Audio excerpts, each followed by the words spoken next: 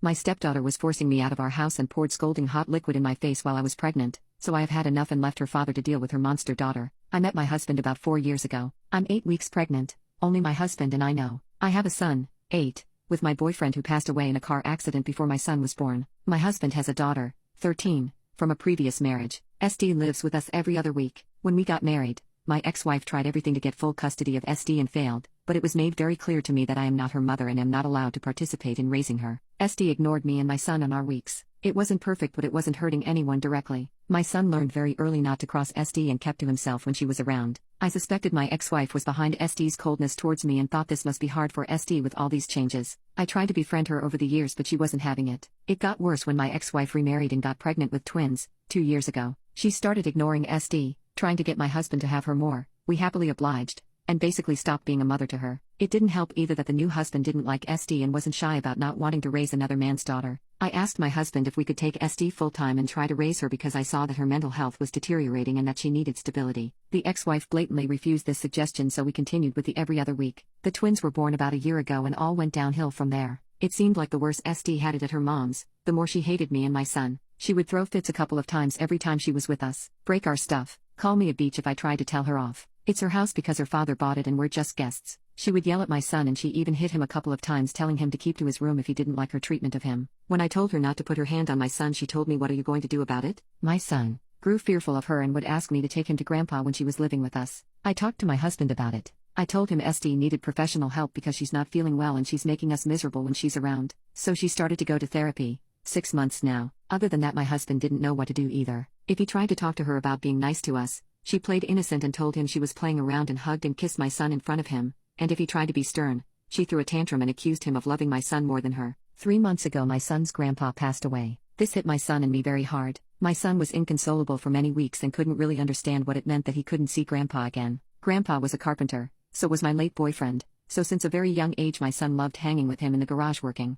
Many times when he's there he comes home with something they made together. Butter knives, boxes, chessboards, and for my 38th birthday last summer I got a stool that my son designed himself and built with his grandpa and then painted. This was the last project they had together since grandpa passed away a few weeks later, so the stool was priceless to us. We had it in the kitchen. SD made a lot of negative remarks about the stool, and how ugly and poorly made it was. She laughed at my son's poor taste and he was very distraught. This was the first time, however, that my husband got very angry at her and asked her to go to her room. She was so scared of his reaction that she went without any protest. This Christmas South Dakota was supposed to be with her mother. On Christmas Eve, her mother dropped her off at our house very early in the morning. Her new husband had decided he didn't want her to go with them to his parents' house, where they usually spend Christmas. SD was on the verge of tears standing there listening to her mother making excuses to my husband and me. My husband hugged SD the whole time and I tried to fight away my tears. After her mom left, she went upstairs to her room to sleep. I also went to sleep since we don't usually wake up this early on holidays. My husband went to the gym and later he went to the train station to bring my parents who were going to celebrate Christmas with us. Around 10 a.m. I heard my son screaming and crying downstairs. I ran down in horror.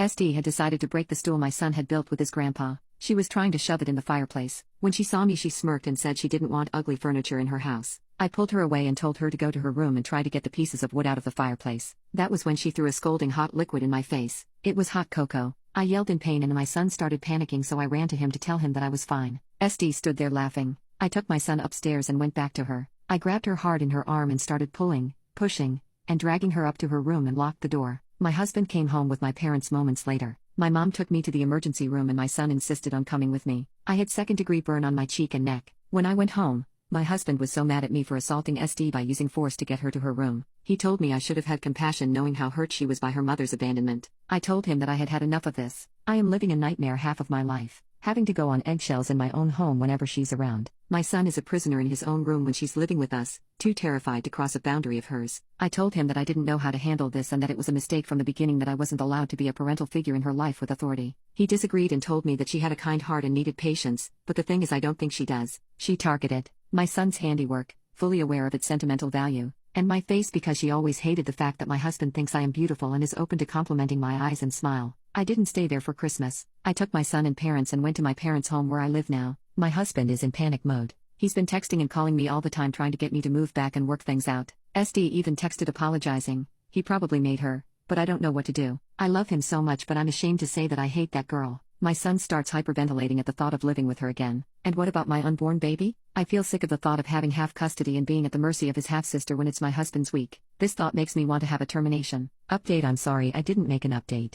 I just didn't think I had anything to add, plus these last weeks have been so hard, but I came here now to tell you that I have moved on with my plans. It's just hard for me to talk about it since it was a planned pregnancy and both STBX and I were longing for him/her. It was also hard to see my STBX broken over my decision. He thinks I have acted so fast and can't fathom how I could just throw away our life together so fast. I think he still doesn't realize the severity of SD's actions. He even had her with him when he visited me at my parents' house for the first time. He wanted us to have a sit-down. When I saw her in the car, I immediately told him to drive back. He was shocked, however, when he saw the dark scars on my face. They'll fade away with time, according to the doctor. I can't help but blame myself, though. It's my fault that he thought this was a sudden decision. Had I been more honest and open with him, he would have known this was hurting me and my boy for months now. Years, really. This blame will lie with me and me alone. I thought by keeping my mouth shut I would minimize the damage. How wrong I was. SD is living with her grandparents full-time now, and I think it's going to be a permanent thing. Her stepdad is adamant about not having her around his children. I think this is so messed up on so many levels, but I don't know if I have a say in this. It's her parents' call, even if I think it a grievous mistake. And I can't say that I care either. My boy is doing better. He loves living with my parents. He knows he will have to change schools and he's so scared about it, but he still thinks it's great that we moved. We started therapy. In one session, the therapist tried to explain to him how SD was not feeling well and that she needed help. He got upset and told the therapist he didn't agree with her. He told her SD isn't the only one hurting. Many kids have bad parents and he never knew his father and lost people he loved, but still, he wasn't mean to his family. I cried for days after this. I am so sorry for what I put him through. I just want to spend the rest of my life making it up to him. My beautiful baby. Edit. We have rebuilt the stool. We couldn't make it perfect and we had to patch it in many places and repaint it, but we love it.